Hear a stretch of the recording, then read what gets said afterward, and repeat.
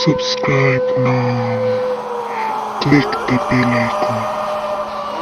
Do like, comment, and share.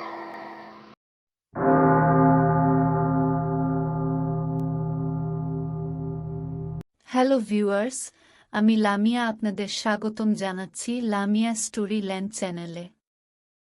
আমরা আমাদের এই চ্যানেলে সকল ধরনের গল্প, উপন্যাস, সত্য ঘটনা, ছোট গল্প ও বিদেশি গল্পের অনুবাদ দিয়ে থাকি। সকল গল্পগুলো আপনারা চ্যানেলের প্লেলিস্টে পেয়ে যাবেন।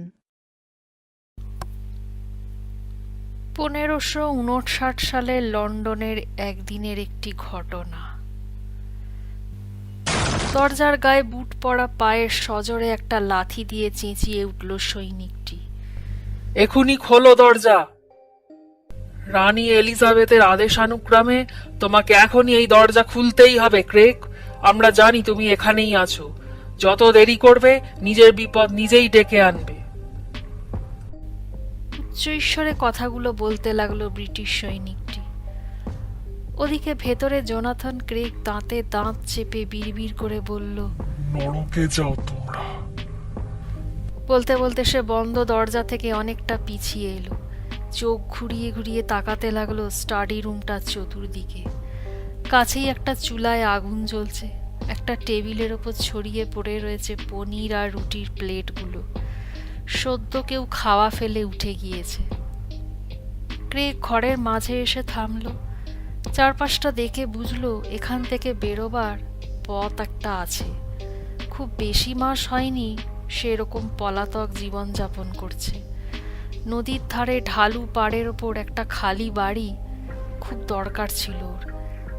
ফেব্রিকের কাপড়ে মোড়া ছোট্ট জিনিসটাকে বুকের কাছে আঁকড়ে ধরে সে ঘরের ভেতর প্রবেশ করতে যেতেই শুনল আরও একজোড়া চটির আওয়াজ স্থির পদক্ষেপে এদিকেই এগিয়ে আসছে। পরক্ষণেই এক অশীতিপর বৃদ্ধের চেহারা ওর চোখের সামনে ফুটে উঠেছিল। কে আপনি? প্রায় খেকিয়ে উঠে বলল ক্রেগ। বৃদ্ধ চোখের চশমাটা ঠিক করতে করতে বললেন, একই প্রশ্ন তো আমিও করতে চাই তোমাকে। তুমি কে? আমার বাড়িতে কি করে ঢুকলে? কেনই বা ঢুকলে? আমি অনেক দূর থেকে তাড়া খেয়ে আসছি। দরজা দিয়ে বেরোনো এখন আমার পক্ষে সম্ভব নয়। এখান থেকে বেরোবার আর কোনো রাস্তা আছে? শুধু জানলা আছে, এখন যদিও বন্ধ আছে, কিন্তু তোমাকেই খুলে বেরোতে হবে। তাড়াতাড়ি একটা জানলার দিকে ছুটে গেল ক্রেগ। কিন্তু জানলা খুলেই নিচের দিকে তাকিয়ে যা দেখলো তাতে ওর মাথা ঘুরে গেল। অনেক নিচ দিয়ে বয়ে যাচ্ছে গভীর টেমস নদী। ক্রেগের ইচ্ছে করলো যা থাকে কপালে ঝাঁপ দেয় নিচে, কিন্তু পরক্ষণেই বুঝলো এখান থেকে ঝাঁপ দিলে মৃত্যু অবধারিত। পেছন থেকে কানে এলো বৃদ্ধের কণ্ঠস্বর, ওই জানলা নদীতে যাবার জানলা। ওই পথে গেলে কি হবে তুমিও আশা করি বুঝতে পারছো। ওদিকে বাইরে থেকে ফের কানে এলো ক্ষিপ্ত সৈন্যদের গলা। দরজাটা খুলবে না আমরা ভেঙে ফেলবো? আমরা তোমায় পাকড়াও করে ফেলেছি, ক্রেগ। যদি ভালো চাও চুপচাপ বেরিয়ে এসো, সেটাই তোমার পক্ষে ভালো হবে। ক্রেগ? নামটা কানে যেতেই বৃদ্ধ লোকটির মধ্যে একটা কেমন এবার দ্বিধাগ্রস্ত ভাব ফুটে উঠল। অস্ফুটে স্বগতোক্তি করে বললেন, এই নাম আমি শুনেছি। জোনাথন ক্রেগ, পুলিশের খাতায় মোস্ট ওয়ান্টেড একটা নাম। বিশ্বাসভঙ্গের দায়ে অভিযুক্ত, আরো অনেক কুকর্মের সঙ্গে জড়িত। কালা জাদুরও চর্চা করে শুনেছি। কালা জাদু? বৃদ্ধের মুখের শব্দটা শুনেই একটা আবছা হাসি খেলে গেল জোনাথন ক্রেগের ঠোঁটের গোড়ায়। সে বলল, আজকাল এই শব্দটা নতুন আমদানি করেছে নাকি ওরা? তথাকথিত পবিত্র চার্চের লোকেরা তো জানেই না, বোঝেও না একটা সাধারণ মানুষও কত অপরিমিত ক্ষমতার শক্তির অধিকারী হতে পারে। তারা প্রকৃত সত্যের মুখোমুখি হতে ভয় পায়, মানুষকে ধর্মের ভয় দেখিয়ে তাদের দুর্বল করে রাখাটাই ওদের কাজ। হাহ। বলতে বলতে সে হাতে ধরা ফেব্রিকের কাপড়ে মোড়া বস্তুটার দিকে একবার তাকালো, তারপর ফের বলতে লাগলো, ওরা চেষ্টা করছে এই জিনিসটাকে আমার কাছ থেকে হাতিয়ে রোমে নিয়ে গিয়ে সিল করে রাখবে। হাহ, নির্বোধ ওরা। ভাবছে রোম ওদের প্রোটেক্ট করবে। নিজেদের মূর্খামি নিয়ে ওদের নিজেদের কোনো ধারণাই নেই। ক্রেকের কথা শেষ হতে না হতেই ফের দরজার বাইরে থেকে সৈন্যদের ক্রুদ্ধ হাঁক শোনা গেল। ক্রেক, এটা তোমায় লাস্ট চান্স দিচ্ছি। আমি দরজা খুলে দিচ্ছি। দরজার দিকে ঘুরে এবার বলে উঠলেন বৃদ্ধ লোকটি। খবরদার! বলতে বলতে এক লাফে বৃদ্ধের সম্মুখে গিয়ে দাঁড়ালো সে। বজ্র কঠিন দু হাতে তাকে চেপে ধরল, তারপর তার চোয়ালে দিল একটা খুঁশি। বৃদ্ধ ছিটকে গিয়ে প্রায় দেয়ালে বাড়ি খাচ্ছিল, কিন্তু একটা টেবিল তাকে বাঁচিয়ে দিল। বৃদ্ধ আর্তনাদ করে উঠলেন, টলমল পায়ে আর দাঁড়াতে না পেরে পড়েই গেলেন মেঝেতে। ক্রেক সক্রোধে তাঁর দিকে চেয়ে তাকে লক্ষ্য করে বলল, তুমি জানো এটা কি? তুমি জানো আমি এটা কোথা থেকে পেয়েছি? বলতে বলতে ফেব্রিকের কাপড়ের আড়াল সরিয়ে ছোট্ট একটা কারুকার্যমণ্ডিত কাষ্ঠখণ্ড বৃদ্ধের যন্ত্রণাকাতর চোখের সামনে মেলে ধরল ক্রেক। কপালের একদিক ফেটে রক্ত ঝরছিল বৃদ্ধের, একটা চোখ ঢেকে গিয়েছে রক্তের বন্যায়। যন্ত্রণার একটা গোঙানি উঠে আসছিল তার গলা বেয়ে। ঠিক এই সময় বাইরে থেকে আবার দরজা ভাঙার জোর শব্দ শোনা গেল। শব্দটা হয়েই চলল। ক্রেক সেদিকে ভ্রুক্ষেপ না করে দরাজ গলায় বলতে লাগলো, এই যে কাঠের খণ্ডটা দেখছো, এর সম্বন্ধে আমি বিস্তারিত পড়াশোনা করেছি। অসীম ক্ষমতা এর সাহায্যে আমি এমন সব কাজ করার সাহস দেখিয়েছি যা অন্য লোক করার কথা স্বপ্নেও ভাবতে পারবে না। আর এই জিনিসটাই ওই চার্চ আমার কাছ থেকে হাতিয়ে নিতে চায়। সালারা আমায় কুকুরের মতো খুঁজে বেড়াচ্ছে স্রেফ এটার জন্য। তুমি বলো, এটা কি ওদের ঠিক হচ্ছে? আমি এমন এক শক্তির চর্চা করছি যে শক্তি যে কোনো সাধারণ মানুষকে অসীম ক্ষমতাধর করে তুলবে, অথচ চার্চ সেটা হতে দেবে না। তাহলে প্রকৃত শয়তান কারা? আর এজন্য ওরা আমায় শাস্তি দেবে বলছে? That church is my foot. এবার কাতর মিনতি ঝরে পড়ে বৃদ্ধের গলায়। প্লিজ আমায় ছেড়ে দাও। তুমি নিজের রাস্তা দেখো, আমায় ছেড়ে দাও।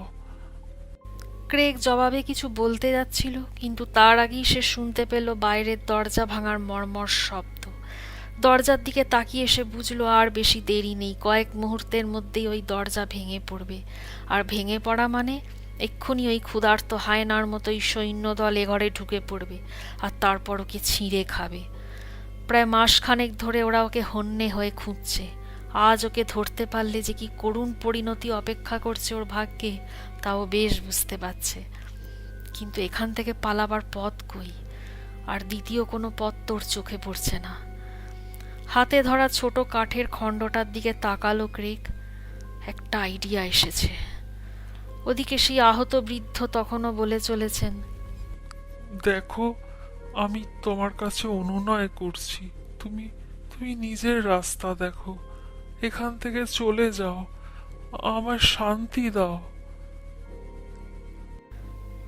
সামান্য তাচ্ছিল্যের সঙ্গে হেসে ক্রেক বলল, আমি সত্যিই দুঃখিত আজকের এই সুন্দর সন্ধ্যাটা তোমার মাটি করার জন্য।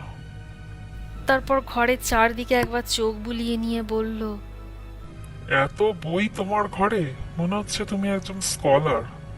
আমিও একজন স্কলার ছিলাম। এক্ষেত্রে তুমি আর আমি একই, শুধু দুজনের মধ্যে চরিত্রগত পার্থক্যটুকুই যা আছে।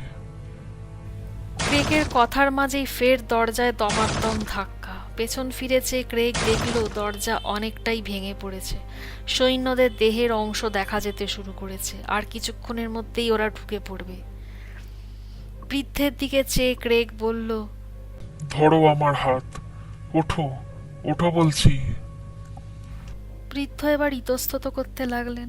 ভয়ে ভয়ে তাকালেন ক্রেকের বাড়িয়ে দেওয়া হাতটার দিকে। ক্রেগ তাগাদা দিয়ে বলল, তাড়াতাড়ি, সময় বেশি নেই। বৃদ্ধ আর দেরি না করে নিজের কাঁপা কাঁপা ডান হাতটা বাড়িয়ে দিলেন সেদিকে। বৃদ্ধকে টেনে তুলল ক্রেগ, তারপর বলল, এখন তোমার কিছুটা রক্ত আমায় দিতে হবে। কি কি বললে? ভয়ার্ত স্বরে বলে উঠলেন বৃদ্ধ, কিন্তু ক্রেকের হাতে ততক্ষণে উঠে এসেছে একটা ঝকঝকে ব্লেড। চোখের পলক ফেলার আগেই বৃদ্ধের গলায় ব্লেডটা চালিয়ে দিল ক্রেক। রক্ত ঝরা শুরু হতেই হাতে ধরা সেই অদ্ভুত দর্শন কাষ্ঠখণ্ডটা চেপে ধরল বৃদ্ধের গলায়। বৃদ্ধ পড়ে যাচ্ছিলেন, কিন্তু ক্রেক তাকে চেপে ধরে তার কাটা গলায় ওই কাষ্ঠখণ্ডটা ধরে রইল, যেন ওটাকে রক্ত পান করাচ্ছে সে। বিড়বিড় করে সল্লা শেষে বলে উঠল, রক্ত, নির্দোষ মানুষের রক্ত। রক্ত সংগ্রহের কাজ শেষ হতেই বৃদ্ধকে ঠেলা দিয়ে মেঝেতে ফেলে দিল ক্রেগ। তারপর দ্রুত ছুটে গেল জানলার ধারে। ক্ষণিকের জন্য থামল, তারপর ব্লেডটা দিয়ে হাতের একটা শিরা কেটে ফেলল। দাঁতে দাঁত চেপে বলল, আর আর এক উচ্চাকাঙ্ক্ষী রক্ত। হাতে ধরা কাষ্ঠখণ্ডটা এবার চেপে ধরল নিজের হাতের কাটা রক্তাক্ত কবজির ওপর। কাঠটা ক্রেকের হাত থেকে দ্রুত রক্ত শুষে নিতে লাগলো। চোখ দুটো টিপে বন্ধ করে দাঁতে দাঁত চেপে ক্রেগ বলতে লাগলো, নির্দোষ মানুষের রক্ত দিয়ে দরজা খোলা হলো, আর আমায় করলো সুরক্ষিত। ক্রেকের কথাগুলোর মাঝেই পেছনে জোর একটা শব্দে ক্রেগ বুঝল বাইরের দরজা এবার পুরোপুরি ভেঙে পড়েছে। কয়েক জোড়া বুটের শব্দ ক্রমশ এগিয়ে আসছে এদিকে। ডান হাতে শক্ত হাতে কাষ্ঠখণ্ডটাকে চেপে ধরল ক্রেগ, যতটা পারে তার রক্ত শুষে নিক কাঠটা। সৈন্যগুলো খুব কাছে আসবা মাত্র সে লাফিয়ে জানলার ওপর উঠে পড়ল। সৈন্যদের একজন চেঁচিয়ে উঠল, দাঁড়াও বলছি। কোমর থেকে ততক্ষণে প্রত্যেকের বেরিয়ে এসেছে একটা করে ঝকঝকে তরোয়াল। ঝনঝন করে উঠল সবকটা অস্ত্র। আমি তোমাদের আদেশ থোড়াই কেয়ার করি, আগে আমি আমার নিজের কাজটা করি। বলেই নিজের গলার কণ্ঠনালীতে ব্লেডটা চালিয়ে দিল ক্রেগ, আর সঙ্গে সঙ্গে অবিশ্রান্ত ধারায় রক্তপাত শুরু হলো তার গলার কাটা জায়গাটা দিয়ে। জানলার একটা হাতল শক্ত মুঠিতে ধরল সে, কিন্তু সে বুঝতে পারল ক্রমেই তার জীবনী শক্তি ফুরিয়ে আসছে, মৃত্যু আসন্ন। চোখের দৃষ্টিও ঝাপসা হয়ে আসছে। যতক্ষণ চৈতন্য রইল তার, কাঠের কাষ্ঠখণ্ডটা সে নিজের গলায় ধরে রইল। একসময় চোখের সামনে অন্ধকারের পর্দা নেমে আসতেই হাত থেকে কাষ্ঠখণ্ডটা ঘরের মেঝে ফেলে দিল সে। হতভম্ব বিস্ময় বিমূঢ় সৈন্যগুলো এগিয়ে আসছে জানলার দিকে। আচ্ছন্ন অবস্থায় টের পেতেই সে জানলার গ্রিল ছেড়ে দিল। মুহূর্তের মধ্যে তার দেহটা অদৃশ্য হয়ে গেল নিচের সুগভীর টেমস নদীর মধ্যে। বরফে মোড়া নদীর মধ্যে মুহূর্তেই ভ্যানিশ হয়ে গেল সে, আর দেখা গেল না তার দেহটাকে। অনেক নিচে টেমস নদীর বুকের দিকে চেয়ে জনৈক এক সৈন্য বলে উঠল, শেষ। আমাদের ওপর আদেশ ছিল ওকে জ্যান্ত ধরে নিয়ে আসার, কিন্তু যাক, শেষমেশ ভালোই হলো। পুরো শহরকে জানিয়ে দাও জোনাথন ক্রেগ আর নেই। বলতে বলতে ঘরের দিকে পা বাড়াতেই হঠাৎ সৈন্যটির ডান পায়ে কি যেন ঠেকল। মেঝের দিকে তাকিয়ে সে দেখল একটা কাঠের খণ্ড পড়ে আছে মেঝেতে, যেটা এতক্ষণ ক্রেকের হাতে ছিল। এতক্ষণ ওটার দিকে কারোর নজরই পড়েনি।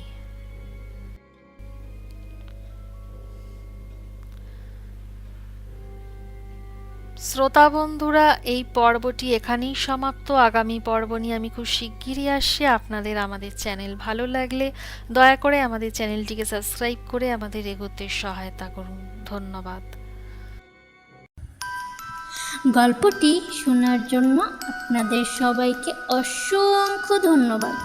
পরবর্তী পর্ব পেতে অবশ্যই আমাদের চ্যানেলটি সাবস্ক্রাইব করুন এবং বেল আইকনটি ক্লিক করুন। গল্পটি ভালো লাগলে অবশ্যই ভিডিওটিতে লাইক ও কমেন্ট করে জানাবেন। শুভরাত্রি।